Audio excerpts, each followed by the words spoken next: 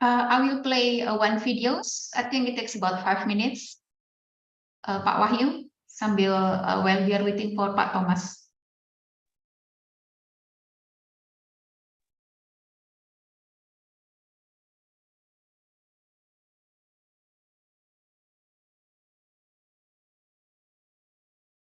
Hello, Pak Thomas. Good afternoon. Okay. So you're waiting for me? I'm here. Yeah. Let me play one video. I think about 3 minutes. Yeah, and then the MC will be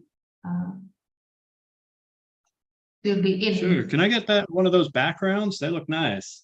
Oh, the background. Mbak Vivi, would you please send the background to Pak Thomas?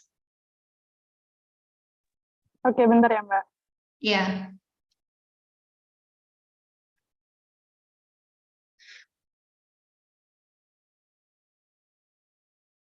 So, good afternoon, Pak Wahyu and Pak Thomas. So, we would like to give a few minutes of briefing. The opening sessions will be led by the MC, which is Miss Vivi, will be the MC. And she will introduce the speaker and also the moderator to the participants. And then she will read the curriculum vitae of the moderator.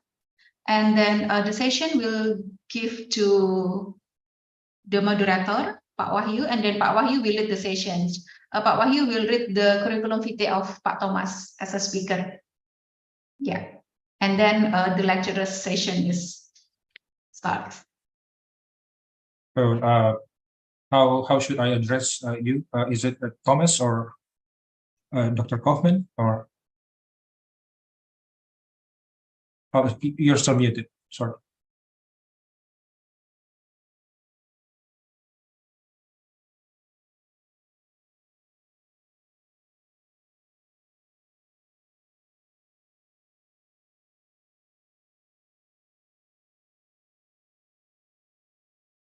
Oh, sorry, I was muted. Yeah, you can address me as Thomas or Mr. Kaufman, both okay. Okay, awesome.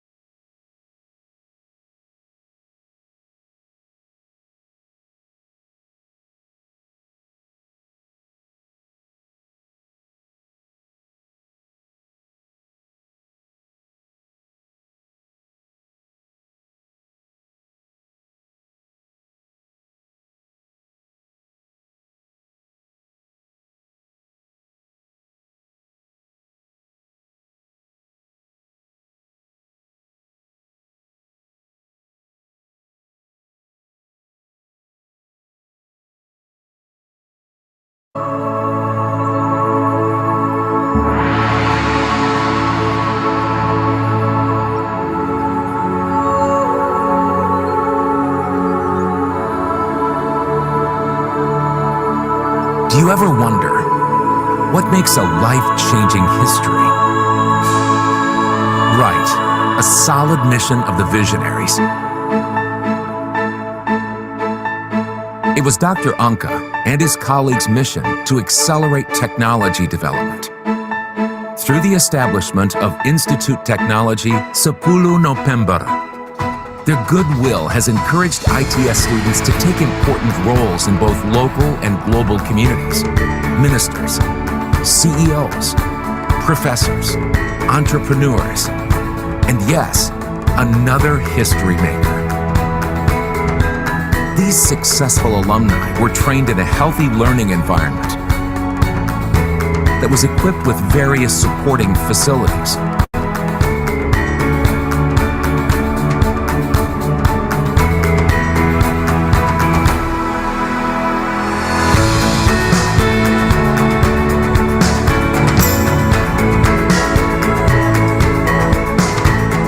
vocation to marine technology.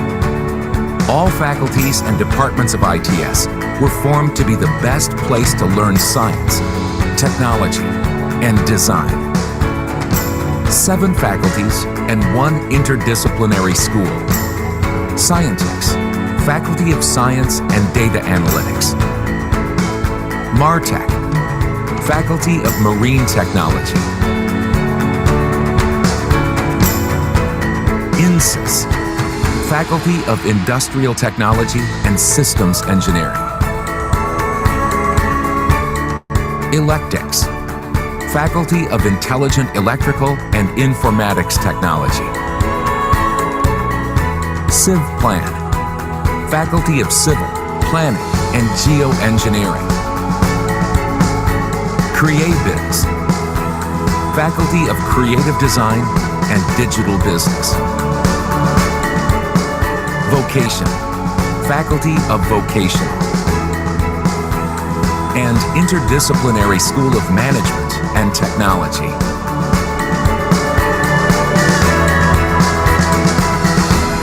Recognized as one of the top best-ranked institutes doesn't mean the finish line for ITS. To gain greater international recognition, ITS launched International Undergraduate Program. Students can get wider international exposure through 20 study programs they can apply.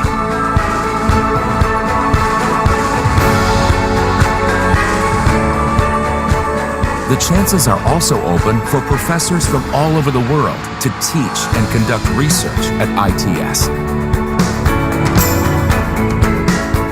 These opportunities have made international joint research and other international activities successfully performed.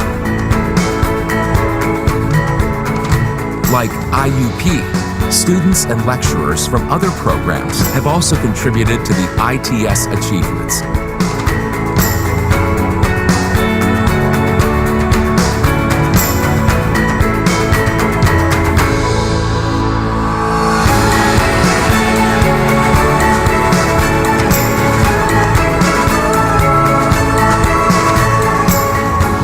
Appreciations earned exemplify Institute's excellent performance.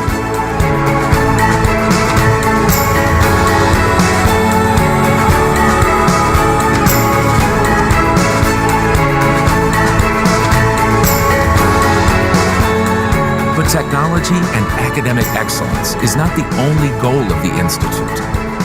Students are guided to apply their knowledge for the welfare of society.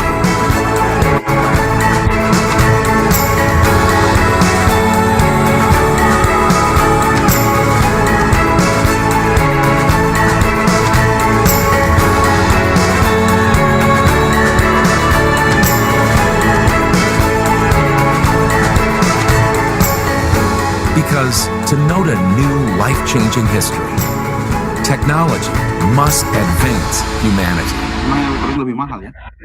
ITS, Institute Lebih mahal yang Technology, paspornya itu. 10 November. Tapi enak ya.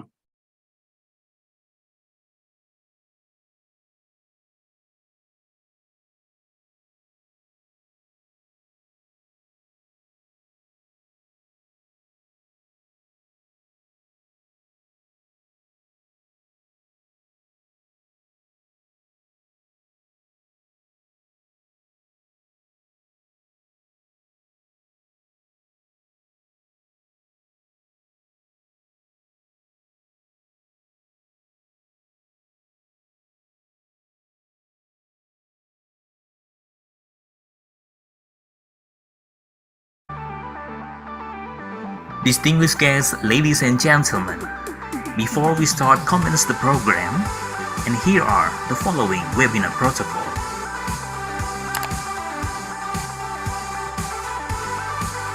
For each participant ID, please use your real name following with your origin of institution.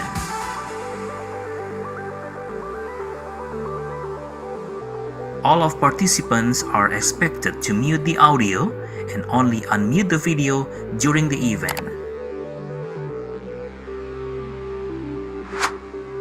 We cordially invite you to take your own firm and comfort seat in your own room, and please avoid the backlight.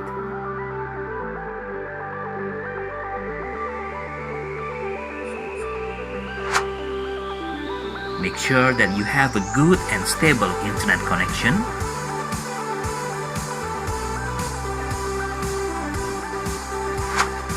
If you have an earphone or headset, we recommend you to use it so that your voice can clearly and loudly to be heard.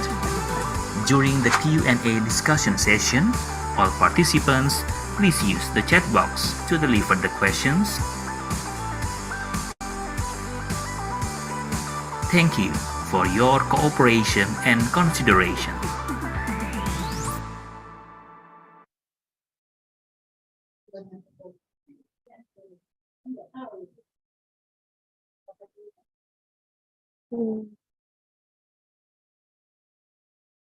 Assalamualaikum warahmatullahi wabarakatuh. Good afternoon, ladies and gentlemen. Thank you for joining our event today. Before we start our agenda today, I will read out the important information. First, please fill the attendance form that will be shared in the Zoom chat room, and the link will be closed in 15 minutes. Second, please fill the feedback form, which will be shared 15 minutes before the session ends, and it will be closed after 1 hour. Participants who wish to ask questions during the Q&A session, please send your question at the provided link in the Zoom chat room, or you may raise your hand during the Q&A session to ask your question directly.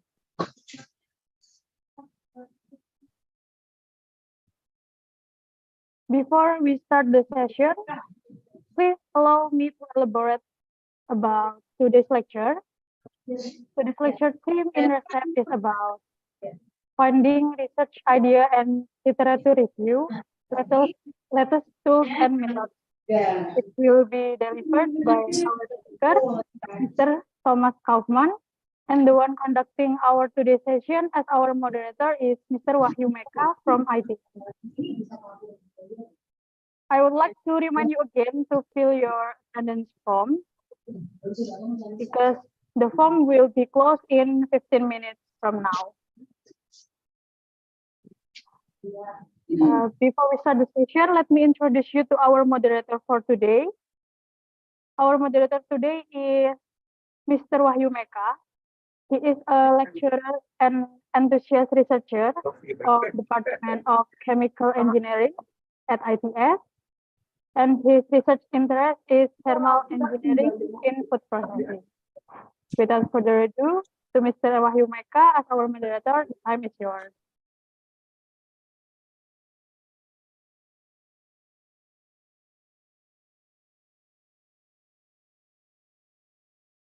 All right.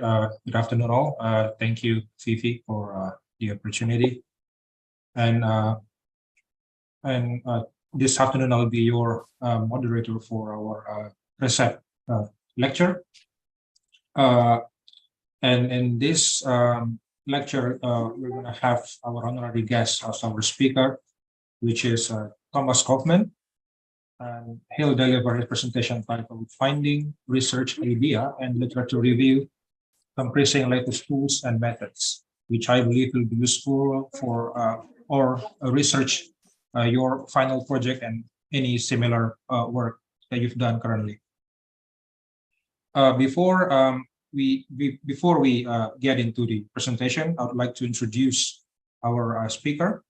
So Thomas is currently the English Language Fellow at ITS Writing Center, and he's currently pursuing his education doctorate in learning, design, and leadership at University of Illinois, Champaign-Urbana, and he has several professional experience in English education, such as English Language Fellow at ITS currently, and Virtual English Language Fellow at Georgetown University, and English Lecturer at University of Indianapolis. And he also had several presentation in international conferences regarding his skills. So without further ado, I would like to welcome you, Thomas, and time is yours. All right, great. Thank you so much. Great to be here. I didn't know it was going to be on YouTube. I hope my hair looks okay. So, my camera. Yeah, I'm here to talk to you about finding sources and some methods in this particular process of research. So let's start by a little bit of definition, a little bit of theory, and I definitely want to get to know some ideas from all of you and what you know already, and then I'll give you the big reveal, all the planned stuff. Sound good?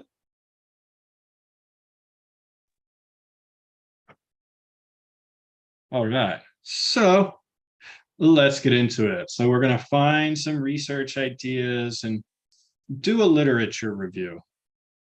And this is a topic that is super important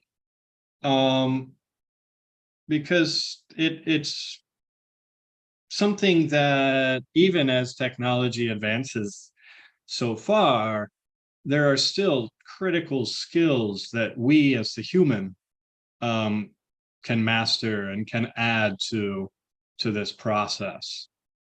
Yeah, so that's kind of what my degree is in on that I'm working on a dissertation of my own in MOOCs and looking at what technology can do for us. So yeah, if you've got some cool tools, we can talk about those.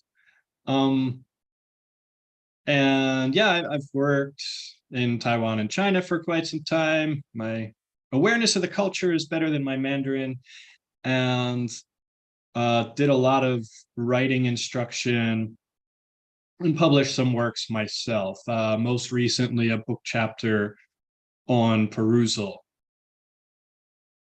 So that's me. That's what we're doing. All right. So a little bit of definition. Let's jump in to talk about information literacy is a key word. So when we're thinking about, conducting research, the skill is a literacy behind it. And that skill involves, finding sources and putting them together literately. So literacy, being able to read, but information literacy, being able to read critically, read with a purpose, read for your thesis statement. Sure, I don't know if there's many people in the world who curl up next to the fireplace. Well, not in here, but curl up next to a comfy place and comfy couch and read literature, read research. That's a different kind of literature, right? And so there's different skills involved with it. And so the Chronicle says these abilities are in decline. Writing skills are in decline.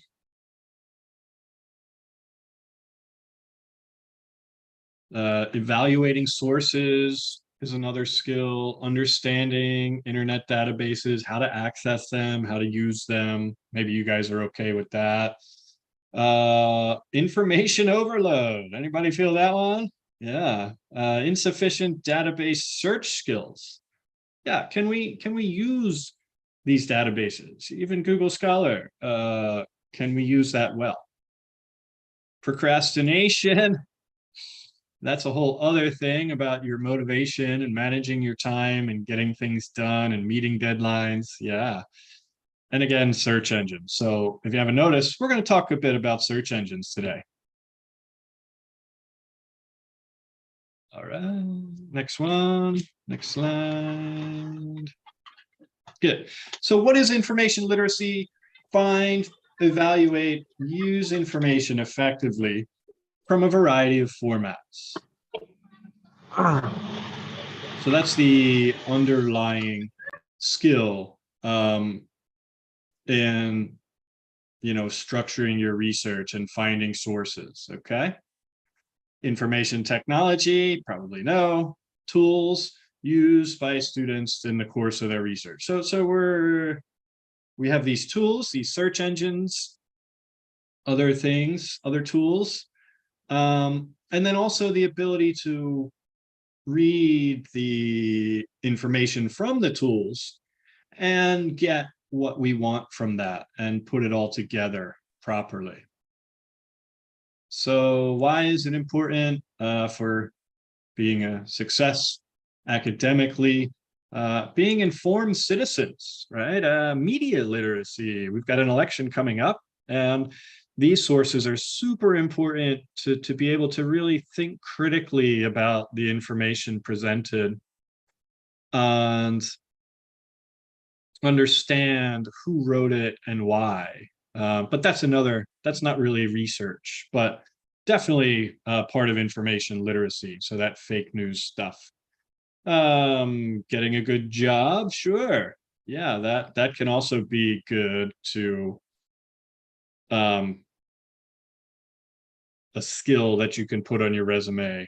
But anyway, we're not here for job stuff exactly, but maybe you're thinking about it. So there's another motivation for you. So we'll kind of look at something general and look into specialized subject-specific tools. I've got some fun ones to share with you. And, think about how do we use our textbooks? How do we use the material that we have already?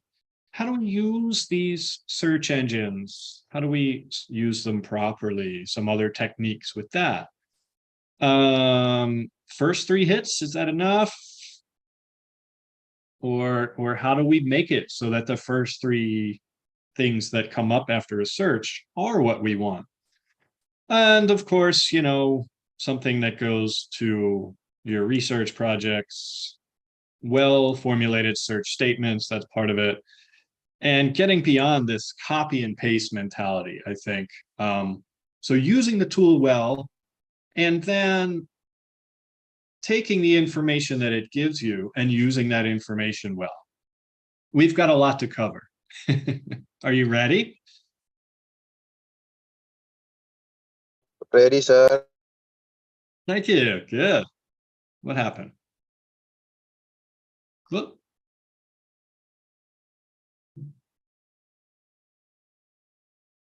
That was my last slide. Where'd it go?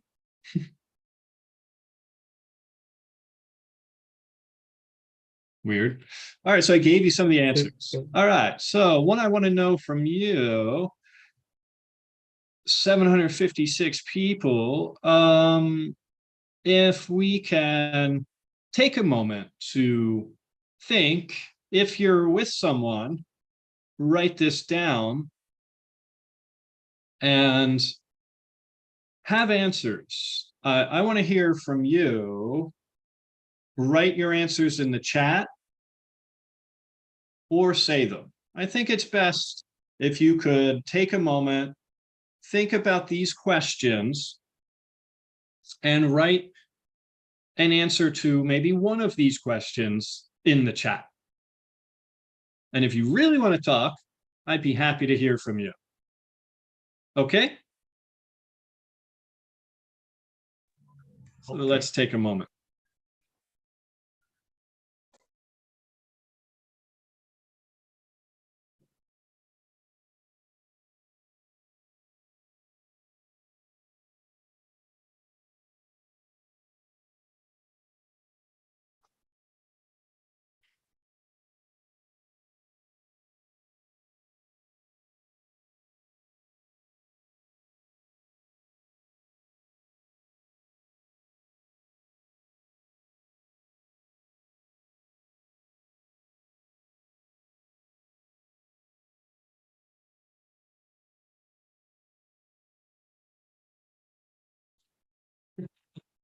Sleeping and praying to God. Okay.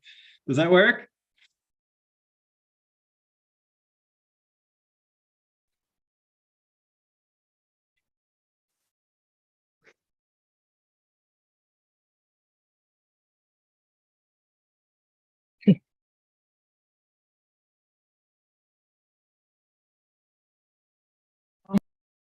Watch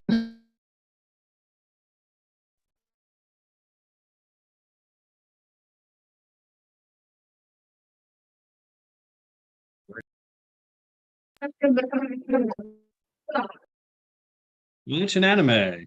Really?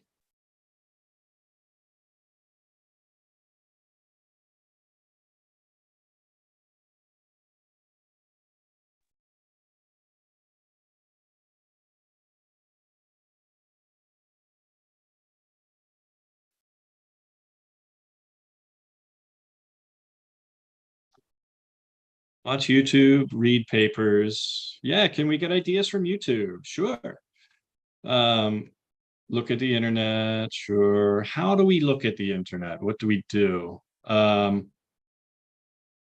Pain point customers. I don't know what that is. Suddenly ideas just jump to your head. I kind of doubt that.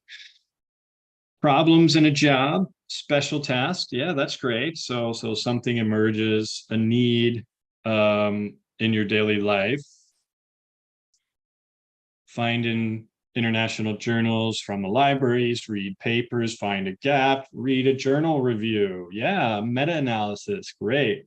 Problem in your near condition, your daily life, perhaps. Wow, so many. Talk with partners, talk with your advisor, problems around us. We hear a lot, problems in jobs. All right, so a lot of jobs, a lot of problems. The ITS library. What kind of tools then? When we talk about tools that we use, ChatGPT, to find sources, to read them, Google Scholar.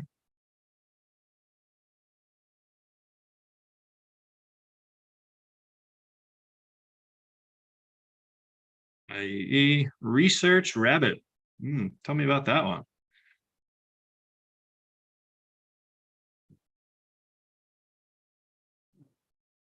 National Geographic. Interesting.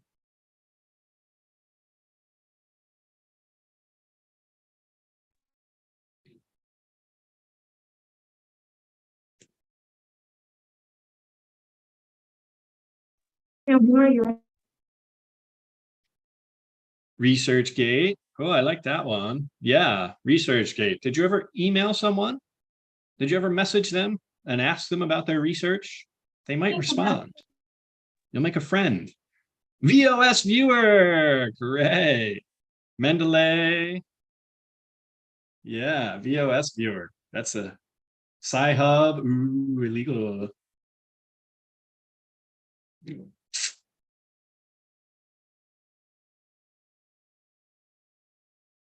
LibGen, Copilot Windows. So many tools. Where's my phone?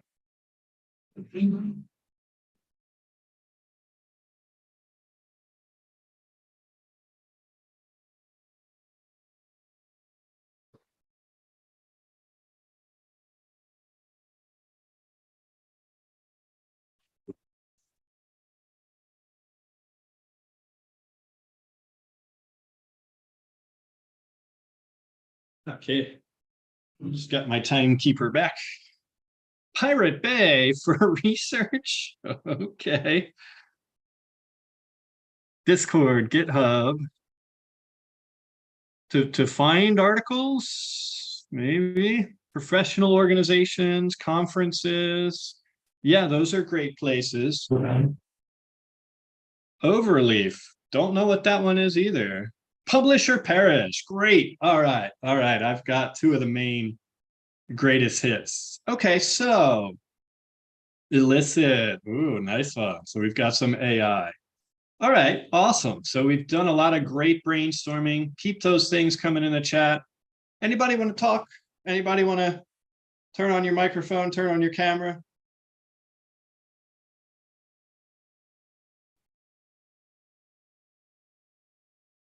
Go ahead. Now's your chance. Talk to us.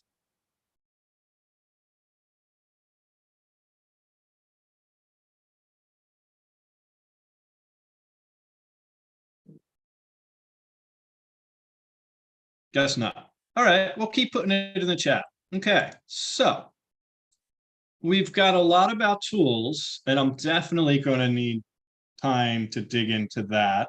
But we're going to go through the process of, finding articles in a search or in a other legal tool, one of those journals. We're going to look at kind of how we search for the things. And so then we'll think about getting a good list of articles and what they are. And then we'll kind of think about what do we do with those articles once we find them. Okay. So first we go to our database, whichever one that we like and can access. And we evaluate it and think about if it is worth it. So what do we do first? We think about the nature, the extent of the information. What are we looking for, right? If we don't know what it looks like, how will we know if we found it? And what do? We got to think about the quality of the source, right? Where does it come from? Is Google Scholar the same as the library? Are we using the terms correctly? Are we evaluating the credibility? We'll talk about credibility and the CRAP test a bit later. Okay. Step 3. So we'll talk about primary, secondary sources. Do we know those? The difference being first-hand account, someone's journal, someone did the actual research. Second-hand, someone talking about someone else. So an encyclopedia or someone that cited someone. So simply put, you cite someone's experiment. The experiment is primary. Your citation is secondary. If you look for a meta-analysis, a literature review that has already been published, you should absolutely cite the literature review, but you should also go back and read through some of these sources. So if you're looking at someone else who published something on the topic, which is very helpful, that's secondary. And you should always look for primary sources as best you can. So if someone cites someone else in an article, go back and read that. And you want to kind of use that in your article. Talk about that. All right, primary sources. Here's some examples.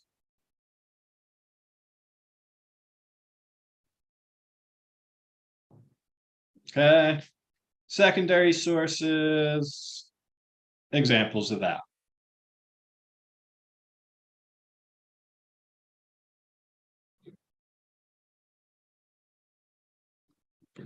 So we can also categorize sources by their tone, their formality. How does it sound? Does it sound like your professor wrote it? Does it sound like a high school student wrote it? Does it sound very academic, like someone from Oxford University wrote it? Or does it sound like someone from, I don't know, pick on Egypt. Someone from Egypt wrote it. What's the purpose of it, right? Why did they write it? If it's a research article, it's hopefully to inform. Just last week, I guess it was 2 weeks ago now, I was at Teflon, an English, the biggest English teacher conference in Indonesia. And my keynote was largely telling about the Academic Writing Center and the minister who started Gojek was also there telling about his new policy and his advances. But the British Council was there to talk about their new English score test. And they were at a conference and they were promoting this product. And I lost a lot of respect for them. I didn't have that much to begin with, but yeah, you got to watch out for that. Because then, you think about that's their purpose. How did they use the data? And then they mentioned something like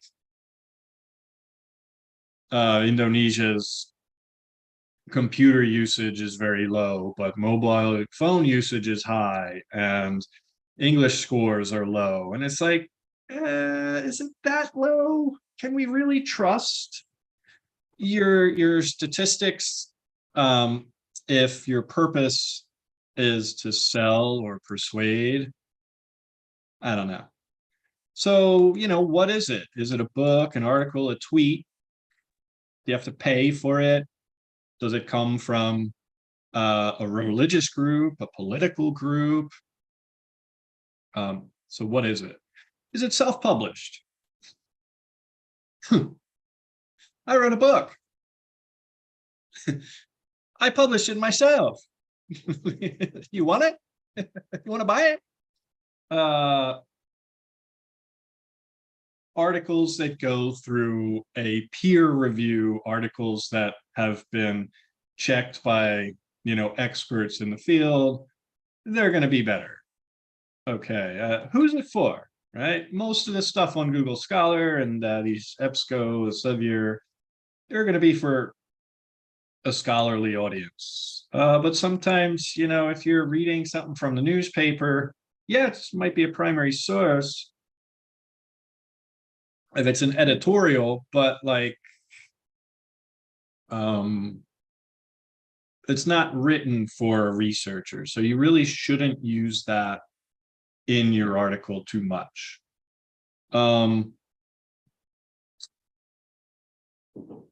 Professional. A lot of you are professionals, as you said. So absolutely, you might be writing a research report for other people in the field. And that will sound very different than a research report for researchers, right? Researchers are just living in this world of ideas. Professionals are doing it. And researchers want to, he said, she said, parse through the structure. The professionals maybe don't care as much and maybe just want to get what's relevant. How does it help their life? How does it influence their job? How does it make their life easier? So these are going to be two very different kind of audiences. So when you find a source, think about that. That's all part of information literacy.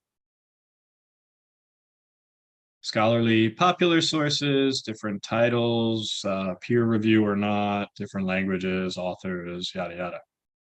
Okay. Pictures they might have advertising in a popular source if it's a magazine or something. So what do? We take a topic, and in this case, we'll say Chinese Exclusion Act, American masculinity. You can make that whatever your topic is, right? Your specific domain. And then we kind of extract the big words, the big ideas. I mean, we know how to search, I hope, right? We think about what is relevant, what is the big topics. Okay. We can also use synonyms. We can look for or, and, but. So when we search, we have tell the search engine to look for all of these things. If you're looking at a journal, we'll have, you know, one and another and another. So we'll have different lines, different subtopics. It sets you up for that. Star can help you to, if there's different parts of speech with that. Don't forget the space. If you're using acronyms, you know, maybe spell those out. If there are major words, major authors, put those in. Okay. So and or not. Don't forget those, use those, put them between your terms. So find your terms, make the logical connections. And or and not. And we'll narrow it down, right? So we don't just want immigration or Chinese, but we want and. So we tell the search engine how to do that. Chinese American, not restaurant. Okay, so this not kind of filters things out. We're not going to find anything that talks about Chinese American restaurants will be excluded, and anything else is okay. Any other Chinese American things. Okay, so far, I'll go a little fast. It's probably redundant for a lot of you, but we've got a big audience. So let's go through it a little bit for everyone's benefit, right? Or to broaden, so using or means we can find synonyms or with another synonym. So we're looking for both of those words, right? So if we're getting too many sources, we might want to use and or not. If we're not getting enough sources, we might need to use or to broaden them, get more sources from us, right? Spell out the acronyms, use a person's name, or use other words that are similar, things like that. And then we evaluate it critically. We decide, is this what we want? And we look at additional sources and we iterate through this process. And we make a list, guys. We make a list that tells us what are the good sources that we found. And then we go back and we read them. So we find them, we look through all of these considerations, and we make a list. So we evaluate them. Large amount of information available, not all of it is valid, accurate, relevant, or useful. Just a moment.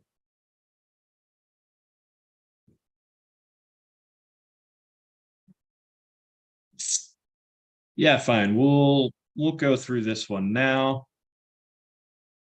But more on this. I'm going to dig deeper into this, something called the CRAP test.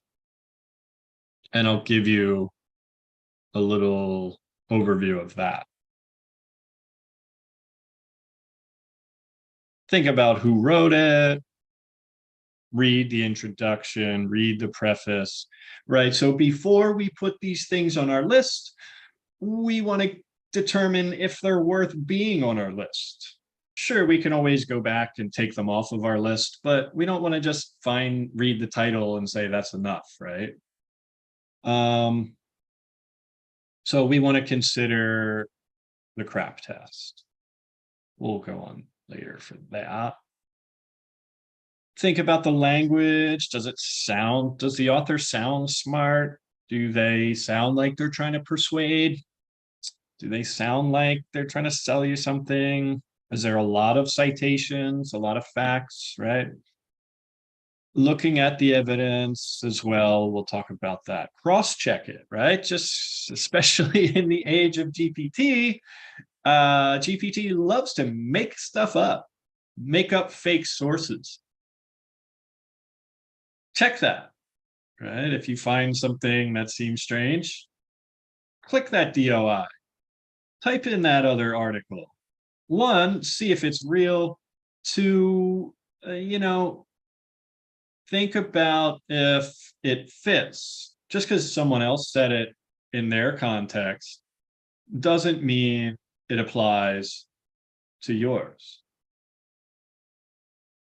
It more often than not, when you go back and look at the author's original work, you're going to find it's very different than what you thought when you saw it in someone else's work.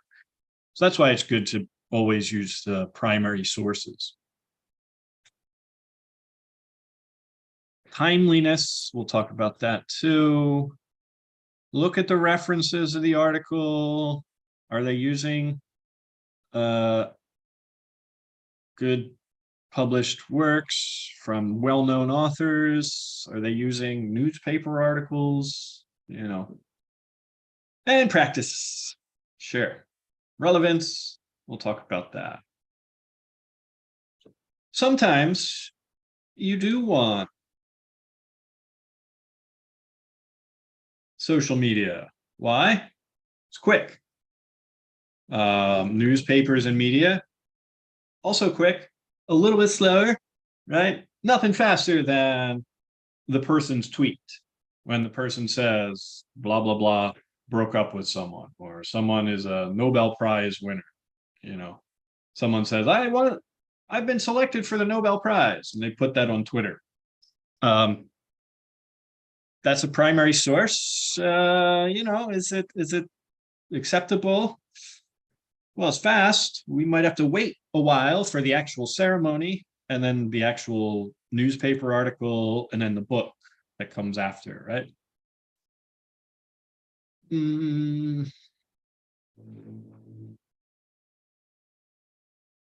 Yeah. And then we get into these scholarly journals. How long? I think we know it takes a long time to make a scholarly journal. But we can also trust that in that process, it's been verified. The credibility has been checked many times over. It's been through the hands of many experts and really made to sound not perfect, but quite right. Very, very accurate. In the right method, in the right format, everything's looking professional and polished. And even that, we've got books, scholarly books, or government reports that take even longer. And, they're very formal, a lot of peer review, different audiences, and content might be a little broad. Books, scholarly books are generally not going to have as many sources, as many citations as your academic journals. But it definitely takes a long time to get it right. And books are the new strategy, right? Maybe some of you know this already, or have friends who've asked you to do a book chapter. So if someone writes a book and they have other people write the chapters for them, that's a lot easier than them writing the book themselves. And that still counts for their performance evaluation. For if they have to write one book a year, having other people write the book still means it's their book. They have to edit it. They do like the first and last chapter. So a lot of book chapters, people are very happy to accept things for book chapters. And they'll work with you. They'll help you through the publication process.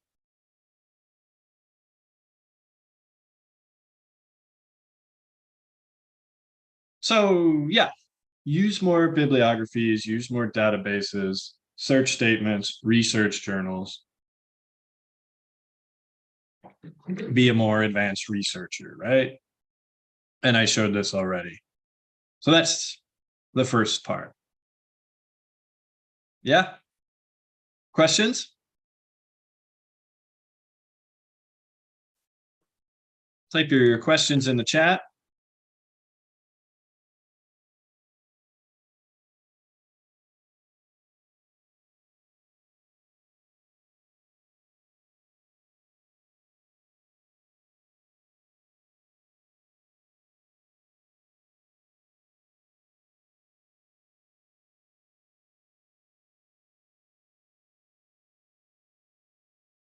Any questions?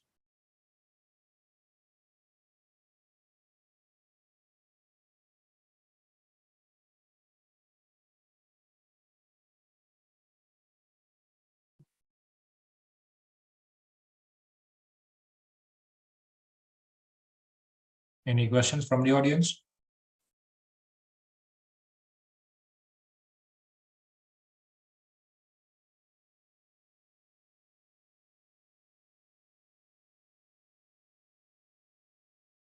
Still here? Okay. Yeah, right, Thomas. I think I could read some of the question that I successfully got from the Great. chat box. Yeah. Oh, I see. You got a link there. Yeah. What is it? Yeah, I'll start from question probably number 1. Yeah, so this question is from Muhammad Ardani. Yeah, so he wants to ask about tips and tricks for time management between work and time for writing a thesis, because he thinks, he reckons that sometimes he works in not a really unmanageable schedule and difficult to split his times. So he needs some advice from you, I think. Right. Yeah. Raise your hand if you have the same problem. We go back to that first slide about information literacy. It's on there from the Chronicle. Procrastination. Yeah, I see some hands, right? So yeah, it's a very common problem. And maybe it's not procrastination, but time management. That's a lot of what we learn in school. That's something that the degree shows, that you're able to organize your thoughts, articulate them, manage your time, and accomplish tremendous undertaking, this book of a thesis. My personal strategies, just commit to it. Just give yourself, think of it as how much time it's going to take, right? It's going to take 2,000 hours, maybe more, maybe 5,000 hours to write your dissertation. Oh my God, 5,000 hours. But then drill that down. In a year, 2 years, how much time can we do? How about a month? If we did, could we do 500 hours in a month, or 250, or per day, or per week, per day? I like to say 2 hours a day.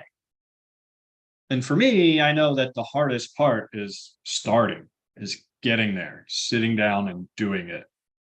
But if I tell myself 2 hours a day, I'm going to commit to my research. And I just stick with that. It's like going to the gym. It's like learning a language. It's just part of your duty. If you already have a job, a full-time job, that's even harder. But, you know, it's possible. Lots of people can do it. You can too. But yeah, think about your time. Think about when you can spend it, when you can do your research, and commit to that plan. What other self-regulation strategies are there? Having a good place, having your environment set up so that you have all of your research ready, all of your tools, you know, don't be traveling and then try to just pick up all your papers and your work. And believe in yourself, celebrate your milestones, right? Set goals for yourself, celebrate when you achieve that. And have deadlines. Make those deadlines, you know, think about, understand that it's not easy, but if it were easy, everyone would be doing it. I feel like all of this advice and all these things that I'm telling you, I should maybe be telling myself too. But you asked the question. Yeah, so what else? All right. Yeah. So next questions. This one is from Enrico Zoom. So he asks, how what's the smart way for quick reading, for quick literature reading, since we know that sometimes we see so many words and formulas and literatures, and it's sometimes very confusing to find like good resume or conclusions, even we already read the summary. But yeah, that is the question. Yeah. That is kind of part of part two. Are there other questions? That's a great question, but can we look at that more detailed a bit later? Yeah, sure. Yeah, no problem. Yeah. Okay, I'll put that in the notes. Yeah, quick way to read. How do we read it once we find it? Yeah, great question. Another? So yeah, do you have any suggestions for a student which sometimes feel tired to learn the same thing? So procrastination, let's say. Yeah, that all sounds similar to the last question about set goals, celebrate the milestones, make your environment, have a schedule, commit to it, deadlines. Yes. That's a hard one, but that's the answer. Yeah, and next question, I think it's more technical. Yeah, what are the ethical considerations when using data from online sources for literature review, and how can we ensure the credibility of the sources we consult? Great. All right, that's another one. We can talk about credibility in detail. Yeah, I like where your heads are.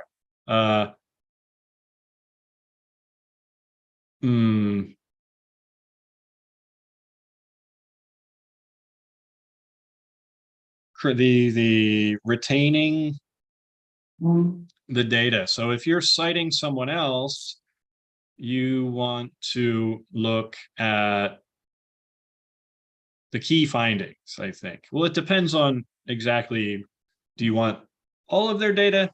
One thing that's unethical is to copy and paste someone's table.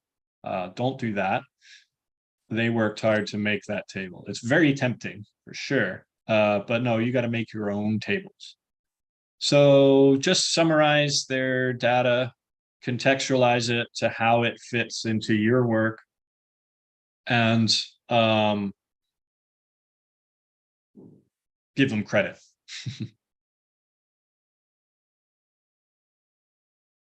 Other question, or should we dig deeper into the other ones. Yeah, I think that's all from the chat box for now. Is there any questions from the audience that would like to speak up directly?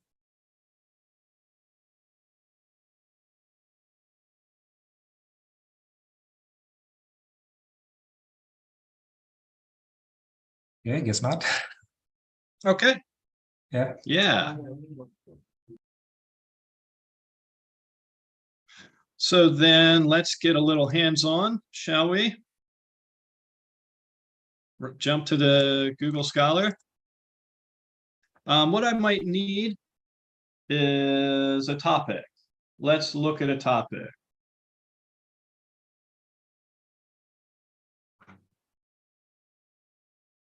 Or we just do this one.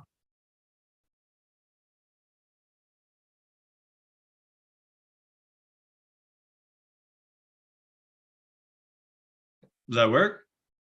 So what do we have? We've got, this says book. We search for something. What do we need? Do we need a topic?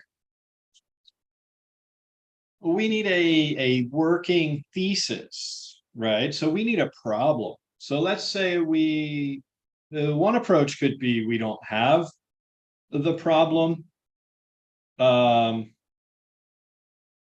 And we're just going to explore the literature and see what emerges, find a gap. Another one can be that we do know the problem. We're professionals in the field, and there's a need for things.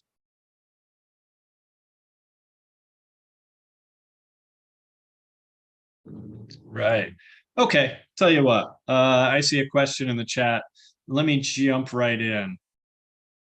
Or, I'm sorry, Asafania, can you give us a topic? So give us an example. Some papers are similar. How do we find a research gap between papers?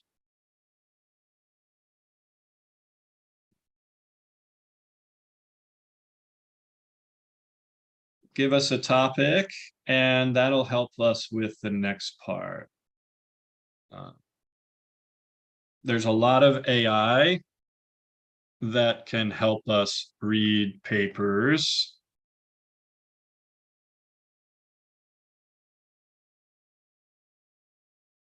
I can't keep track if these things are free or not anymore, but they're helpful. Is this the right one? I think so. This one is not free. So what do we do with these? We put our text in and we get a summary. Is it a good summary? That's debatable. Paper Digest, that looks different than the one I saw before. Or is it this guy? No? Guess it's that now. Hard to keep track.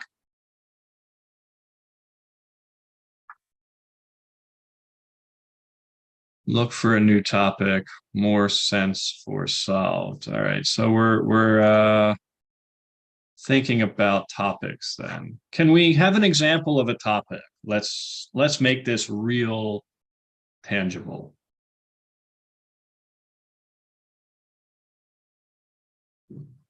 So here's an example of one way to read carefully. All right, great. Here's an example. Thank you. So I'm just going to copy all of this example into Google Scholar. Now, Google Scholar is not the best to do research. There's going to be a lot of stuff that we have to pay for. But it does kind of something that we can all use, right? So we've got a lot of ands, a lot of Boolean operators here, too much. Oh my. Let's just start with this.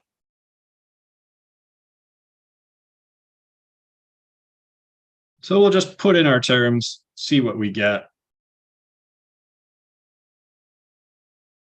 Right, file names. So these are different files then?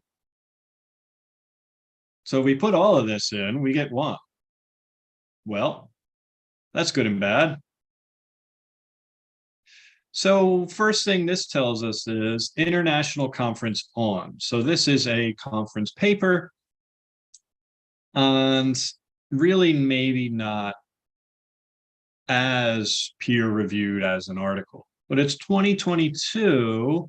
Chances are conference papers are become real papers. So we can look at the authors and see what else they wrote on the topic.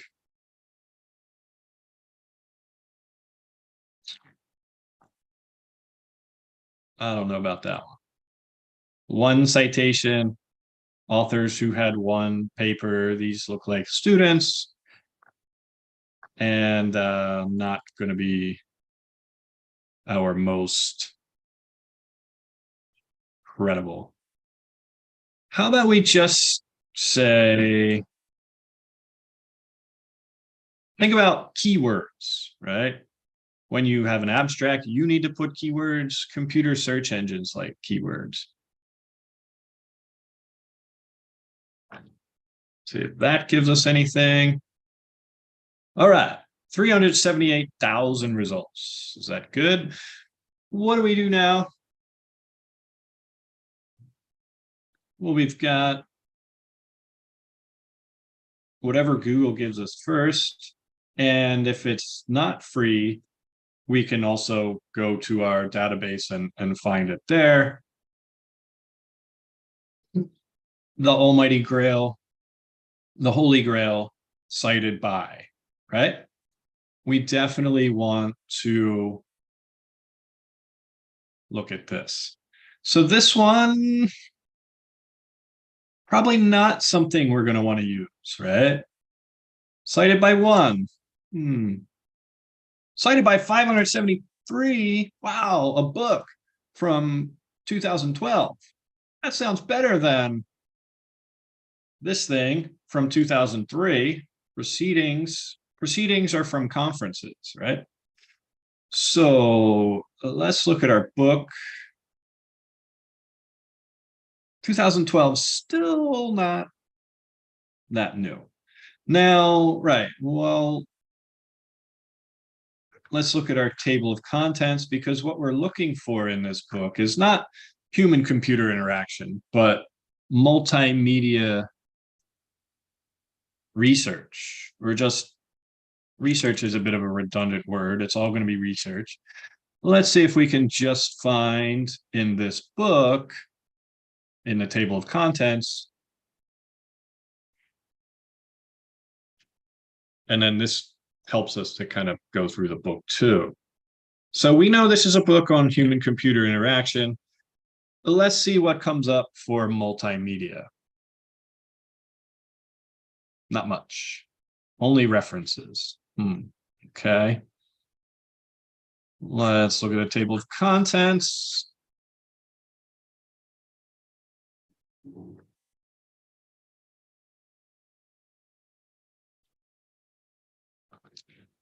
Well, maybe this is exactly what we want, but it's not giving us the full book. So let's try to find it maybe another way.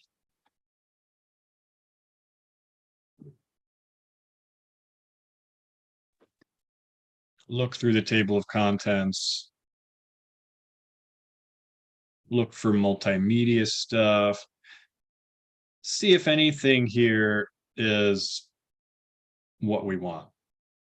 And then ask our library, ask our research librarian to get it for us, or maybe it's already there in our school library. Okay. So that is a way.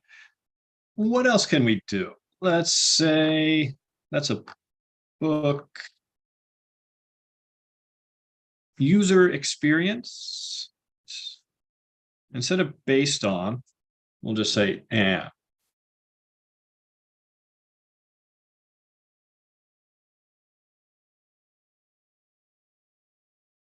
Modeling multimodal human-computer interaction. How's that sound? Let's pretend we love it. I don't know if we do. What do we do now? Well, we can look at the authors, look them up on ResearchGate, see where they speak at conferences, stalk them, see if their work has progressed, see what else they wrote on the topic, see if they're coming to Indonesia or Singapore, Malaysia, and see if there's anything online, see if there's any YouTube videos that they did. We can also look at cited by, and this also tells us all of the authors who have cited their work. And this will bring us, into the future. And this will give us something of our list. I'm a little sketchy about Chinese authors. Multimodal learning analytics. Is that what the word we're looking for? We've got an acronym here. Journal of Learning Analytics. So look through that. And we can also look at their paper and see they cite it. So not just, the abstract is going to give us a lot of what we want. Oh, we're lucky.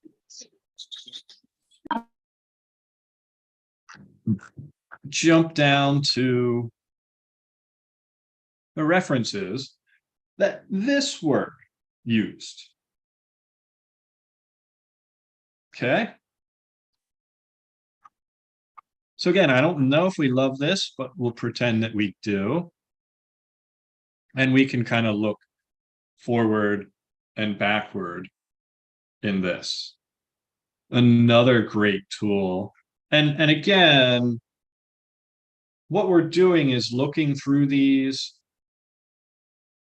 It's all in the abstract. How do you read quickly? Most of what you want to know is in the abstract. If there are keywords, Control F, put in the keyword and say, maybe we want to look for learning analytics. Is it there? Okay. Maybe it's not. Whatever we want to look for those keywords. See if it's good for our list. Later, we might use AI. We would also look at reading it ourselves. I generally would look at the abstract. This is all literature review.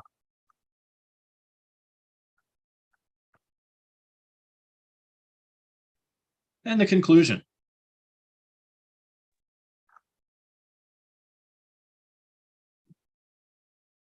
Skim down to the conclusion, read that. That'll summarize it, especially if the methods get pretty involved and you don't quite follow it. That's a way to read it, determine quickly if it's what you want.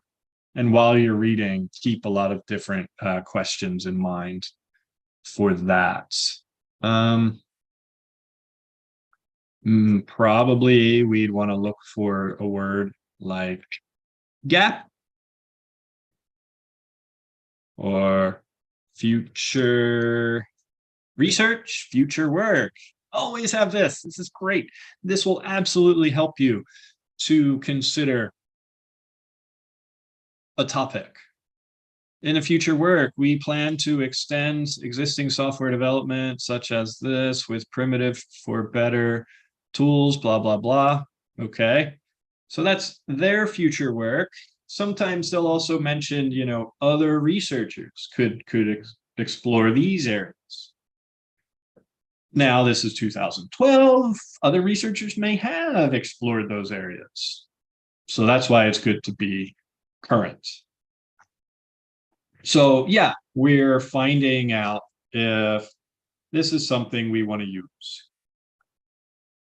Put it on our list, and then we'll look at it later and create an annotated bibliography. So another way to look at the history of it. Thank you again for the topic. Yeah, I think cite this might do it for us. Connected papers, very similar to VOS Viewer.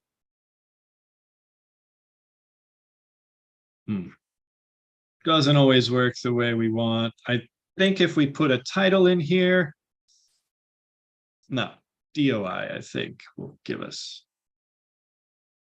login. Okay, I might have used all my graphs. So we put the DOI in, it gives us the article, and it builds a visual representation of the field. What's that? It's got a lot of circles and nodes connected together based on the article. Whoa, what's going on here? So connected papers, if you're familiar with VOS, quite similar. I got another question. Okay.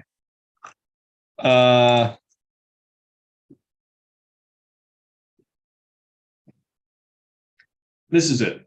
What does this tell us? Well, this is our paper here in the center. And then it's also saying these are other researchers who have cited this paper. So these people over here and over here, and this guy cited the paper, and then these people cited him. Well, that's the same author, isn't it? 2006. So that's the new paper. And then, so it's almost like research as a conversation. This is it. These people are talking to them. And then this other conversation started over here based on these ideas. The connections show citing one another. And this is super important to consider, not just, you know, looking at your methods and putting some research in it, but getting to know this, map the field, getting to know what's already been said and where the conversations are. So this can tell us, is this a good article or not? And it can also kind of give us ideas about other articles to read. I should also mention these small circles are not cited very much. These deeper colors mean that they're kind of important. But like this, these two, these three here, if you didn't read those, you should. If this is your topic, this is a great article. Get into connected papers and look at the other conversations. This is Turk 2014. We got to look at that. We're not being good researchers if we don't. So we click on it. Where does it go? Over here. Yeah. What do?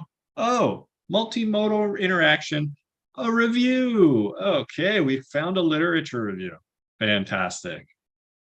Not super new. Cited by lots of people. Literature reviews are cited by a lot of people. We're definitely going to want to look at this and look at the references there. we're definitely going to want to put Turk here in a graph.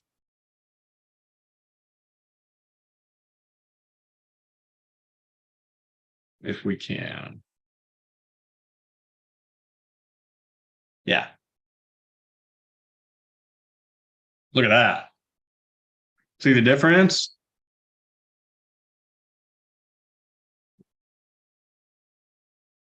But again, we want to look through these too. It's the same thing as looking through that.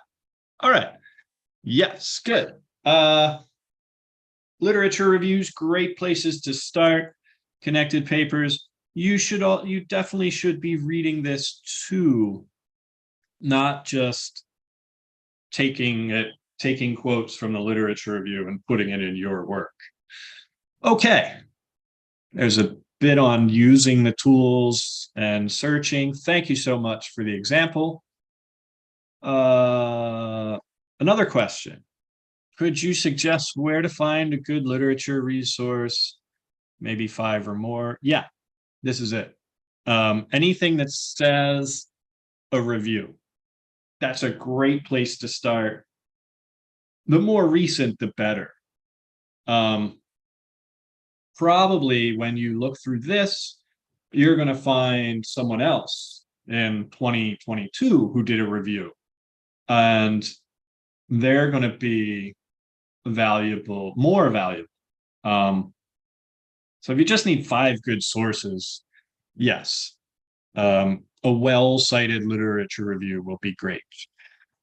Tips and tricks to review and understand papers in a short time. Yeah, this. Also, you don't need to read the whole paper. A lot of what you want is in that abstract. Right, introduction, conclusion, connected papers. Yes. And build your own list and make an annotated bibliography. That is another important piece.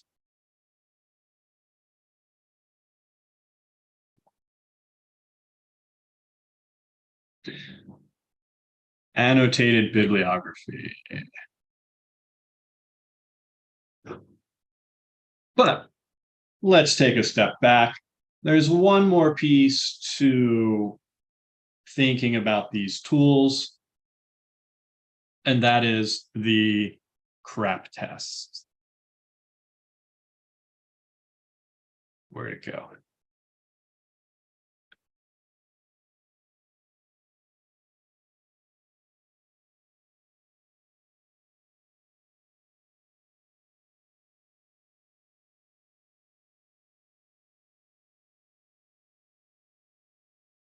Anyone heard of that? CRAAP.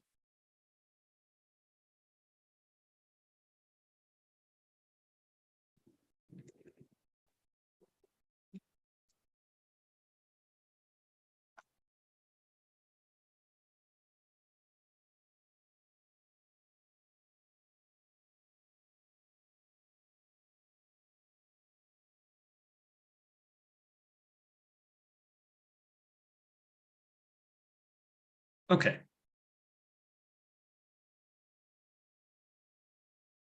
Let's open it up.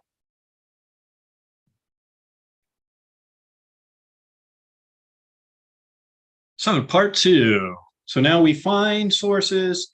We think they're good, but how do we really know if they're good? And that results in CRAAP. C something, R something, AAP.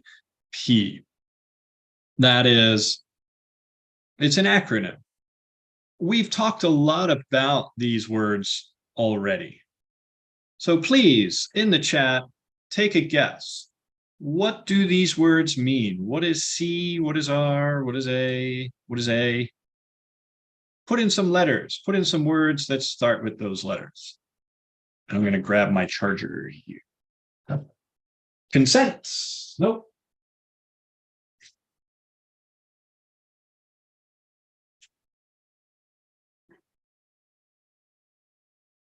Common research. No. So it's a test that we do. Am I still sharing? Was I ever sharing? There we go. This is when we find an article, we think it's good, but we're not sure. So we want to look at it in terms of these 5 things. And those things are called crap. Is it crap? Right? Hey, currency, relevance, authority, accuracy, and purpose. All right, Sakina, tell us about that. What is it?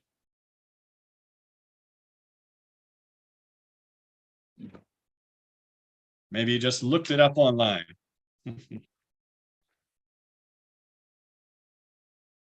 Test to check the objective reliability. Yeah, it sounds like you're just looking stuff up online. Tell us in your words. What does that mean?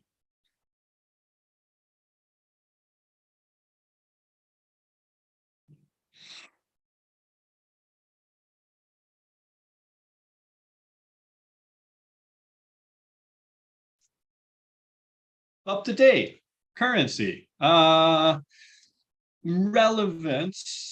Yes. Currency is if it's up to date. Very good. Anybody else have guesses?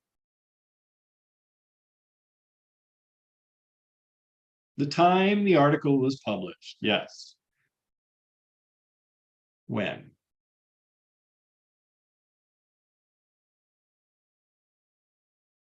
And purpose. And purpose. P-A-N-A-N-D.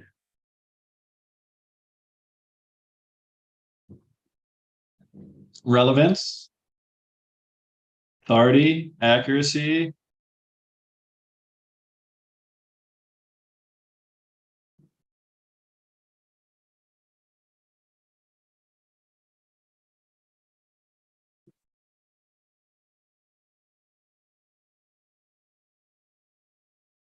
Yeah, relevance is related to the topic. So what would be something that is not relevant?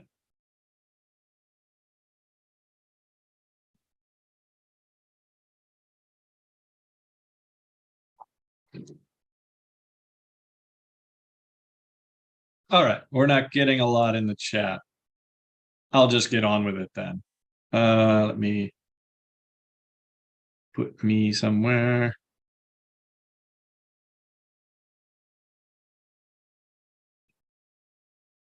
So we find our articles and we want to look at currency, timeliness of it. When was it published? Has it been revised? Has it been updated? Is there a new source? Is it current? Is it out of date? Are the links functional?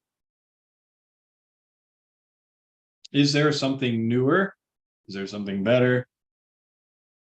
When? How current do we want our work? Well, where's the cutoff? 10 years? 20 years? 5? 5 is good, is a good number. So if you've got a manuscript lying around and you want to dust it off, you're going to have to redo a lot of stuff. Yeah, 5 years is good. Now, if it's a really important work and a lot of people cited it and it really is important, you could do 7, 8, maximum 10, I'd say. But really, yeah, 5 is the most important stuff. Okay, what else? Relevance. Does it fit your needs? I mean, you got to have your thesis in mind, read through the abstract, get a sense of what are the methods? Do those fit your methods? What is their problem? What did they find? Who is the audience? Is it at an appropriate level? Remember, we talked about something professional or scholarly. looked at other sources before you determine that. So if it's a popular topic, there's a lot of stuff. You know, who is the major voice? Who has that giant node in Connected Papers or VOS Viewer? Will you be comfortable using this source for a research paper? You know, is it a primary source? Is it someone from a highly ranked journal? That does kind of matter. I mean, not to say that good work can't come out of lesser journals that are not cited as much, but it's safer, especially as a novice researcher, to kind of stick to the major ones if you can. If you can't find it in the major journals, then you can go to some of the other ones. And if they're your friends, yeah, you should use them too, because they'll use you. What else? What else? Oh, not that button. Currency, relevance, authority. Who wrote it? Is it written by the government? Can we trust the government? Is it written by the religious people? So during COVID, there was a lot of questions about a lot of work that was questionable. And maybe, you know, they wanted things coming out quickly and the peer review process wasn't that good, but there were, you know, Christian scientists who were publishing crap about COVID things, saying that masks don't work, saying that vaccines kill people, and like, you got to question that. You know, where does the funding come from? Universities are supposed to be unbiased. You're supposed to have enough time and money for professors to pursue these things and not need to be pushed by other people. Back in America, there was this OxyContin scandal, and the FDA didn't approve of the drug several times. And then the people came in with money and said, oh, hey, we'll help you write this book and we'll help you become a famous researcher. And this guy quit, approved the drug, quit the FDA. Lots of people got sick, addicted, died, right? So think about the authority of it. If you see something with like 10 authors, well, we know what that is, right? And so question that. Question the authority. Is this going to be a good article, or are they just writing it for the sake of writing it? Did they really do all of the work, do a good job, or did they just do enough to get published, right? Accuracy, check it, right? Where does the information come from? Go back, check the primary sources. Is there other support? Do other people kind of say the same things? Do other experts agree? Has it been reviewed? Is it self-published? The language or the tone, is the English good? Does it sound like a journal should sound, right? Spelling, grammar, other errors, that's a big red flag. Good articles should be proofread, free of most errors. If I read something and I see English mistakes, I just put it down. I stop reading. CRAAP, purpose. Purpose now is why the information exists. And again, to sell, to entertain, to persuade. I mentioned about the British Council coming to a conference and publishing research just to push their product. You got to be suspect of that. You got to go back to look at the accuracy of their data. Do they make their intentions clear? Right. I mean, if they're not from a university, what are their intentions? Why are they publishing? Is it fact, opinion, or propaganda? Facts, opinions, propaganda. Yeah, there's a difference. Fact is science. Opinion is something editorial in a newspaper. Propaganda is a political agenda. It's an election. You'll see a lot of propaganda if you haven't already. I'm sure you've seen a lot already. Does it appear objective or impartial, right? Sometimes you can just tell, like, wait, there are two sides to this story, but this guy's only saying one. They're not really giving us the full thing. Yeah, your opinion as a researcher will come through, but no, it shouldn't be directly stated. And again, political, ideological, cultural, religious, institutional biases. Mentioned that already. What else?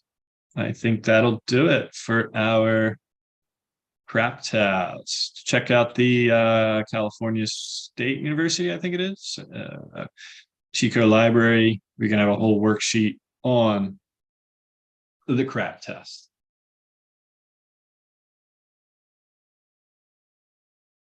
What was our next part? Right. Okay. So we find our sources. We look at the credibility of them. And then we build a list of our sources. And then later that list will become an annotated bibliography. But I think we can pause again for questions now about the crap test.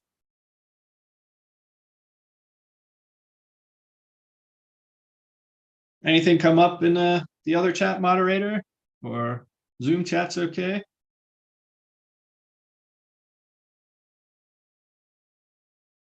Yeah, looks okay so far. Nothing Okay. new. Yeah.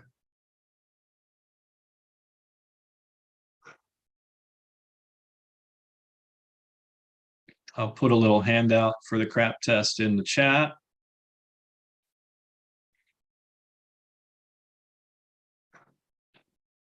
Questions?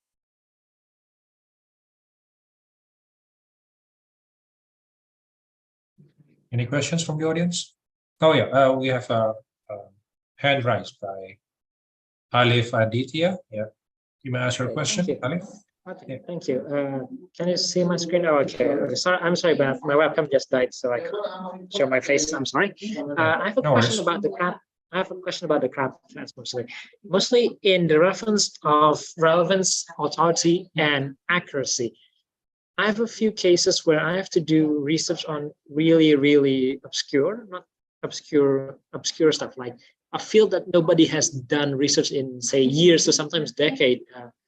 In astronomy, for example, I have to look for papers that literally written 50 to sometimes even nearly 100 years ago, and most of them have so many questions on it, like, oh, they're using the different tools than I am, etc. Like, but nobody else has done this specific research, like the dynamic perturbations of Neptune's moon, etc. It's rarely been done because it's a niche topic.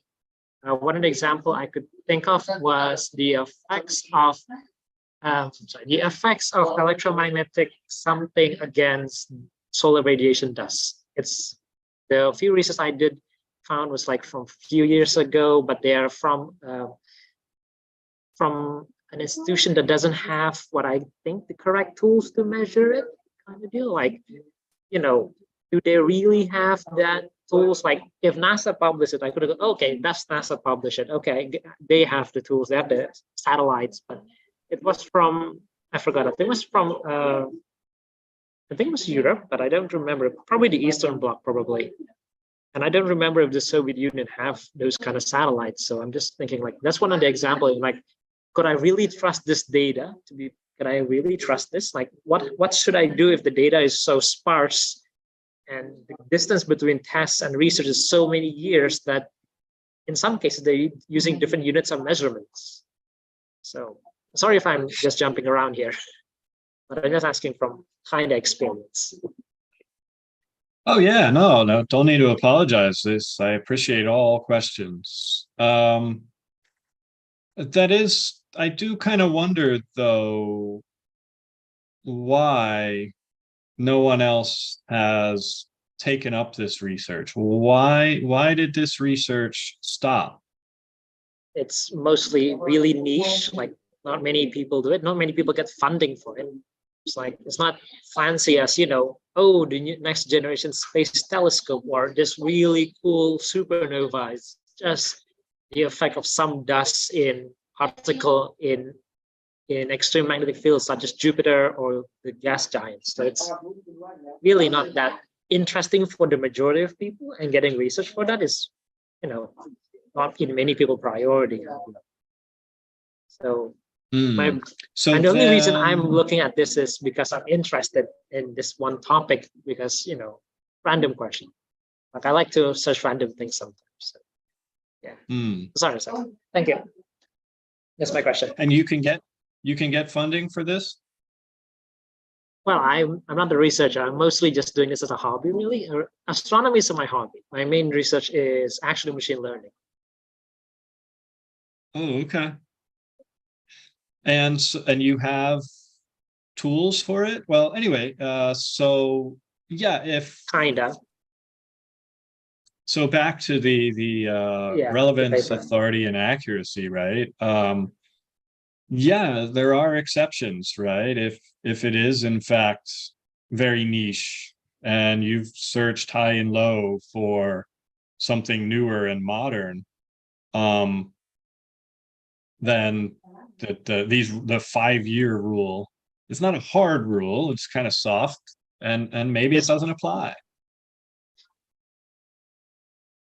You know, changing the method, yeah, is absolutely a valid research gap. Using a different approach, a different tool, a more new technology. But I wonder if, you know, what, in terms of purpose, what would it bring to the research world to know your findings? What would your findings bring? To be honest, I don't really know. Again, this is not my main field. I'm just researching this mostly as a hobby. Mostly it's a hobby thing. Like I have a small telescope. I sometimes look around. But yeah, sometimes that's not is. I'm just sometimes curious, like, oh, the research about this stops about this. So, but that's just, at least in my hobby field. But in some other fields, a friend of mine, can I give an example from my friends? Actually, my friend actually has a research that is related to alternative user inputs. So one of the research was the dexterity of human conditions, the dexterity of humans' limbs, essentially.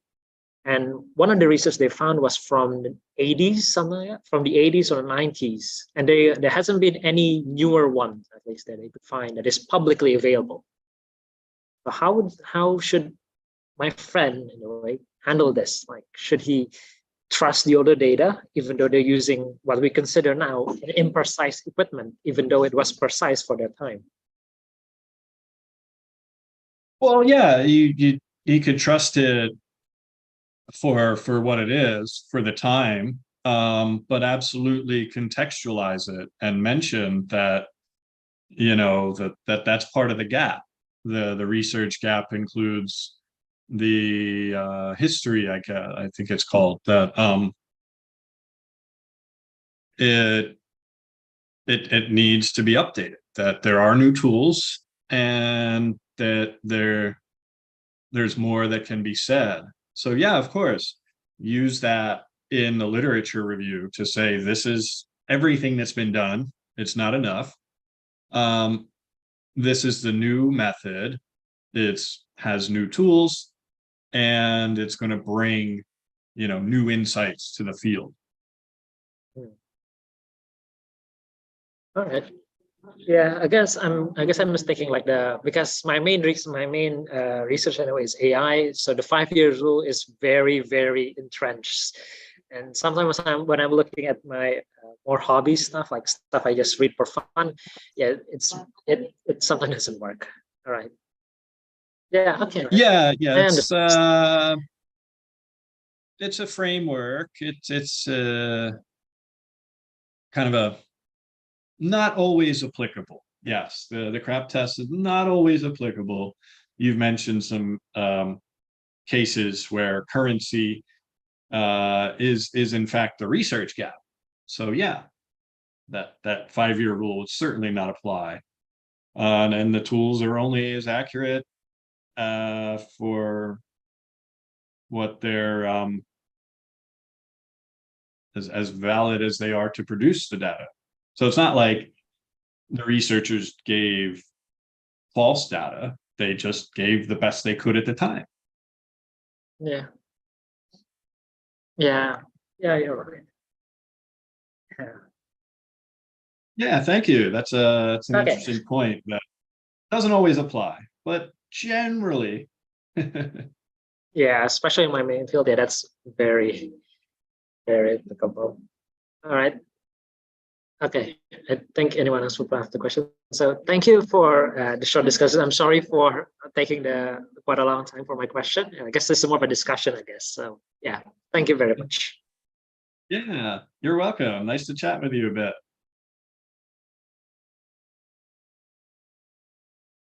Other Okay, questions? thank you.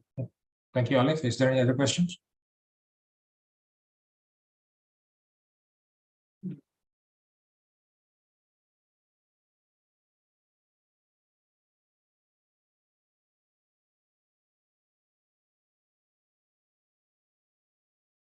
Should we move to annotated bibliography?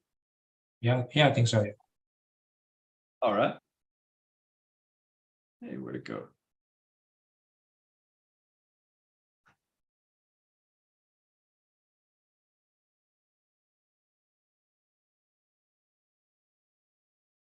Okay. So yeah, we mentioned that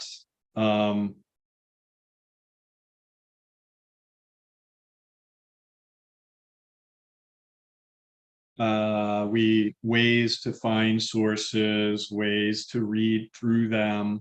There are some AI tools that can help. There are certain pieces of the paper that will kind of give us a general sense of what it is. And from that, we build a list. No. And that list becomes an annotated bibliography. So let me share that with you. I think we should change the view. Hang on.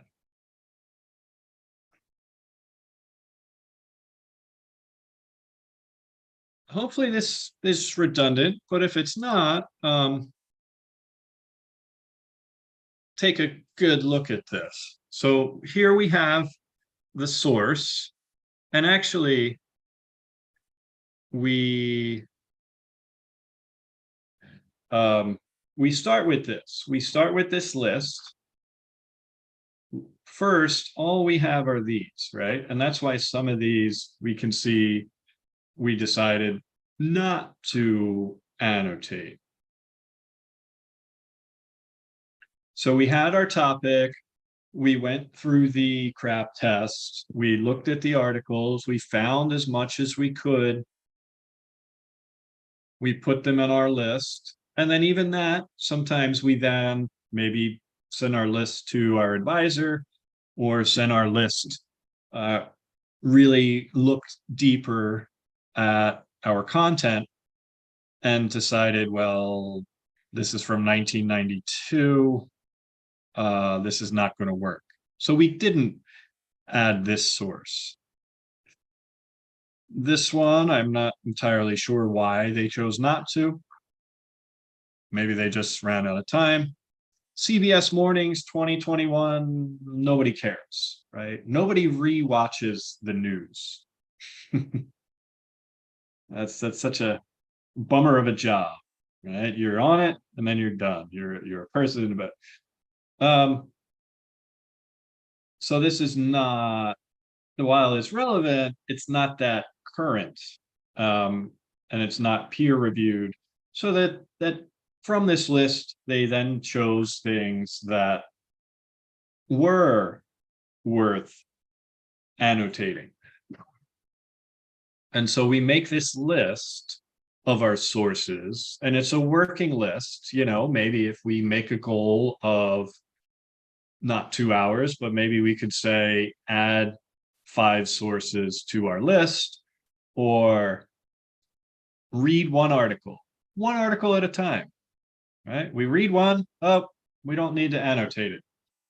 We're good. Celebrate that. We did something. But then we do. We look at the summary of the article, the ideas behind it. Again, thinking of our thesis, really we should have, what is our purpose, right? That's a big part of it. So, and then we kind of look at it through this lens of, we're going to explore this new technology in an old way, right? And so then we look and say, okay, well, this is important, and we contextualize it. We say why, how it relates to our topic. So one thing is to summarize it in terms of, you know, what it says, what it's about, a lot of what the abstract, introduction, conclusion are going to give us. But then, you know, we also say this article is more in line with my theme. So maybe 2 paragraphs, 1 paragraph summary and another paragraph to connect it, to talk about how it works with your thesis, and how these ideas will be presented in your work. So that's kind of it, the 2 paragraphs there. 1 paragraph summary, 1 paragraph connecting it. I'd be very careful about, you definitely can use quotes in here. But if you do, make sure you put quotes there. Because what's going to happen is you're going to take this and put it into your paper. So if you plagiarize in here, you could plagiarize later in your paper. So those rules should apply to do that, cite it well, if you're quoting. If you're just, if this is in fact your words, then you're fine. Grammar, punctuation, spelling, that's not so important at this stage. It's more about the ideas, right? You read it, and as you read, another thing to when you look at an article, you should be highlighting that article. You should, it's not just read the whole thing and write a summary. It's read it, highlight things, make notes, have questions about the connections, highlight quotes, build this section. And then, so then you have your paper that you read, and you put this into your list. So maybe you have 10 articles and you choose 5 good ones, and you take those 5, you got a 1 paragraph summary.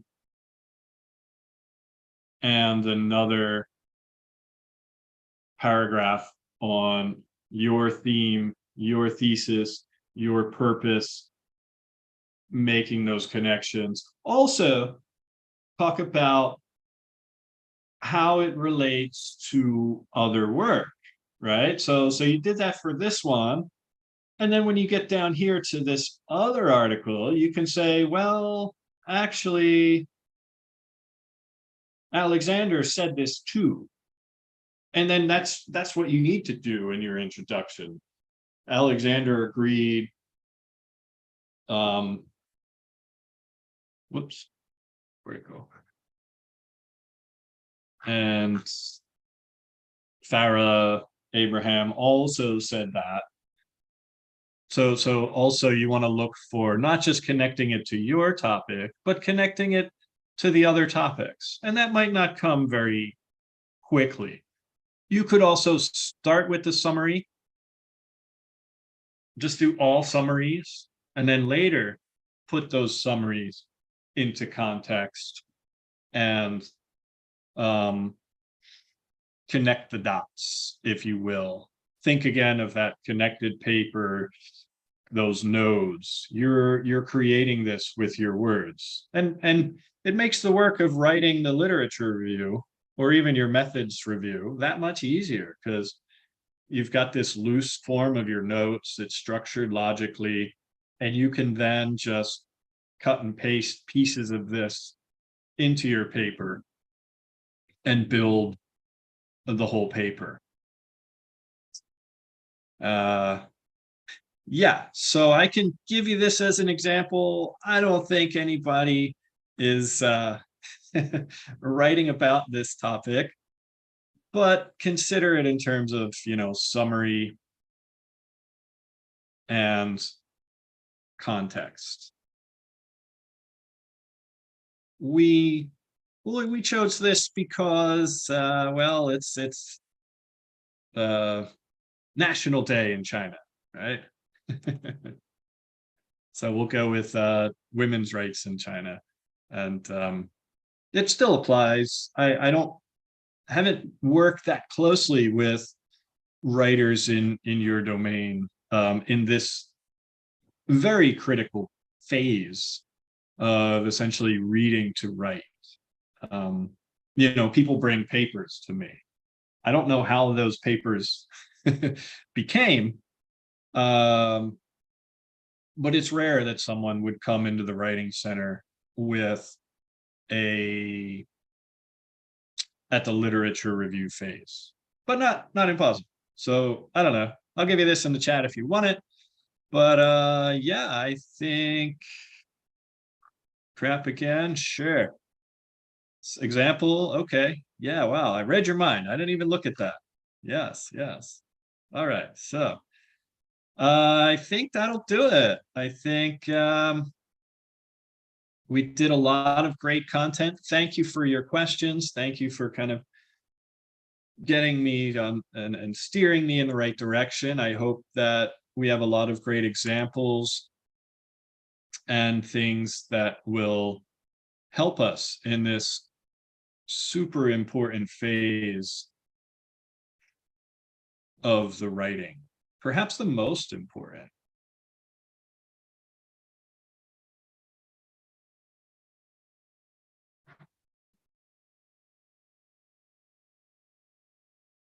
So there's the example.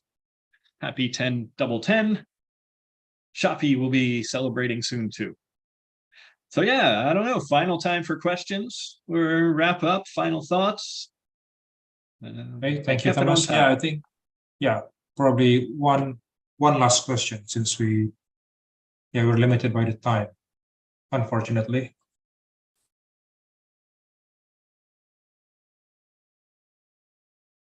Or final thought, maybe. Somebody want to reflect on what they learned?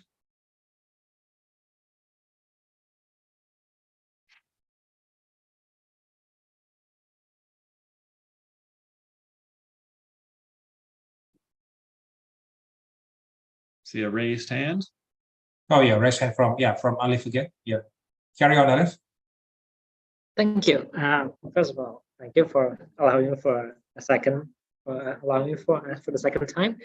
No, I want to have a little bit of a final discussion here about annotation, especially about how bibliography is made. Like, for example, normally when I have to write a paper, normally I have to find the explicit research first, and then finding the CRAP again. Is it the CRAP, CRAP? Like, is it relevant? Is it like, because in my domain, machine learning, sometimes even a difference of a few months would have very different result.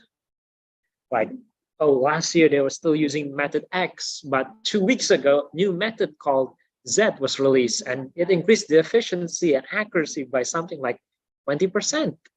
And it goes, everyone is just flocking into trying to implement it, to re-implement it in their domain. And then there was going to be a rush of paper.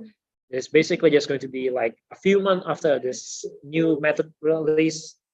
For a few months, there's going to be like a brand new rush of paper, basically taking that they did with X and then putting it with Y and just publishing it very quickly. Now, in your personal opinion here, should I try to do that too? Also, like it's a very low bar to just re-implement an existing paper to essentially redid an experiment I did with, say, maybe I published something a few months ago using method X, and then method Y is released, and then the second I read that, I just try to re-implement Y to my original experiment, and try to get through the rush when a new paper is out. You know, when a new, not new field, a new, what is calling it, a new method is out. Like, so should I follow that rush of paper and hope that, oh, yeah, everyone is probably, the reviewers already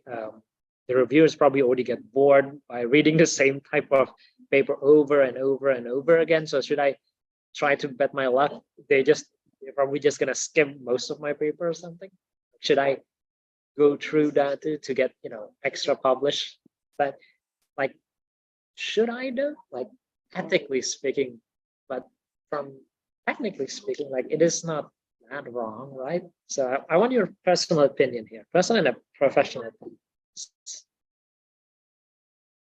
Yeah, I mean, ethically, from a sense of what is research, and the analogy of a conversation, sounds like, well, hope if it needs to be said, right? So there's a new method, and then we need to change parameters of said old parameters with the new method, I guess. Does that bring value? Maybe we don't know until the findings. But do you want your name attached to that? Does it matter? Do you need publications? Then yeah, sure, go for the low-hanging fruit. But it is risky because there might be 3 people ahead of you, 10 people ahead of you. Or do you want your name to be attached to these low-hanging fruit papers, the low bar? And do you want, when an employer looks at you and they say, oh, you have like these 10 papers in a year, but nobody cited them, nobody cares, like, why bother? One, I guess if you want to have something on your list, but if that's what everyone is doing, I think it's important to have kind of a research project, to be an expert in not the whole field, but a given thing. Maybe you want to start the fire, you want to have that debate, you want to say something important, I guess, depending on your goals as a researcher. Personally, I hate the notion of publishing for the sake of publishing. Yeah. doesn't do people much good. I get it. I know why it happens. Yeah.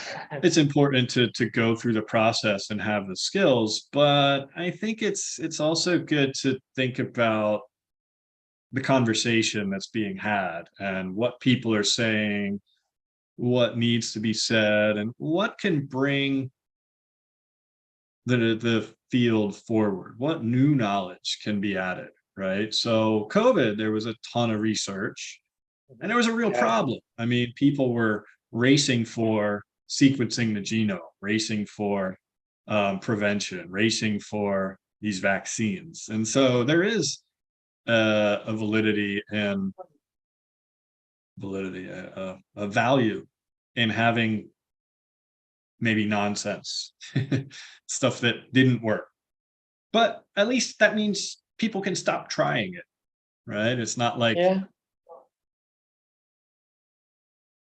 so yeah, I guess there's my thoughts, but yeah, where are we really going with AI, and what niche, what area do you want to be the loudest voice for? Where can you position yourself in that conversation?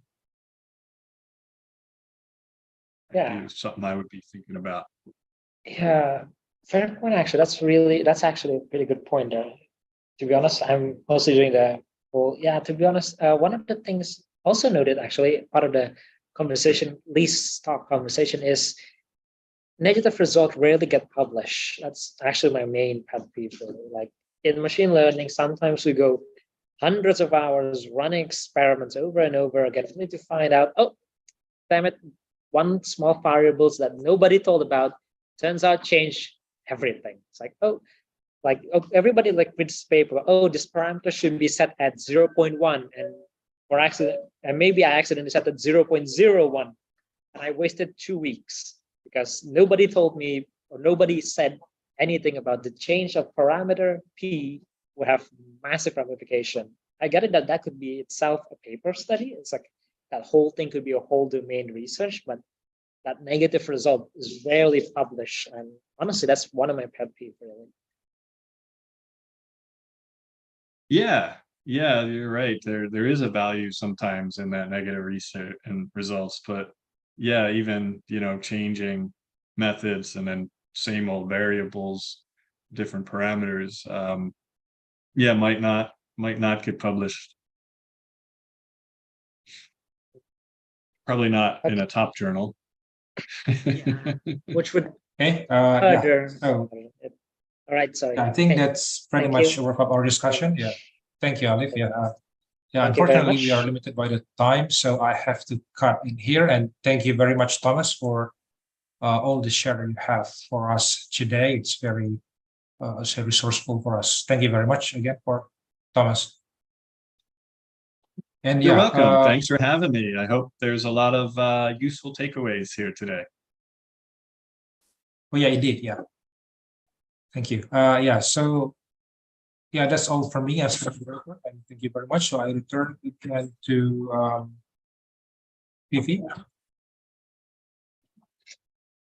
Okay, thank you very much for Mr. Thomas and Mr. Wahyu for conducting this amazing session. And as a token of appreciation, I would like to present a certificate for our honorable speaker and moderator. And I would like to invite the host to share the screen. So this is the certificate for Mr. Thomas Kaufman. Thank you very much, Mr. Thomas, for your availability today in providing the lecture session. And for the next certificate will be presented for Mr. Wahyu Meka. Thank you for being our moderator today. You're welcome. And finally, we have reached the end of today's RTOSEP. Thank you very much for joining this session. And I would like to remind you all to fill the feedback form because it will be closed after 1 hour. And for participants who come late in the session and still want a certificate, please register to additional asynchronous session and okay. See you next time. Thank you all. Thank you very much, Mr. Thomas. Thank you, Mr. Pak Thomas. Thank you, Pak Thank you, Wahyu. Mr. Thomas. Thank you, Mr. Thomas. Thank you, everyone. Great session. Good. Sampai jumpa. Thank you, sir. Yeah.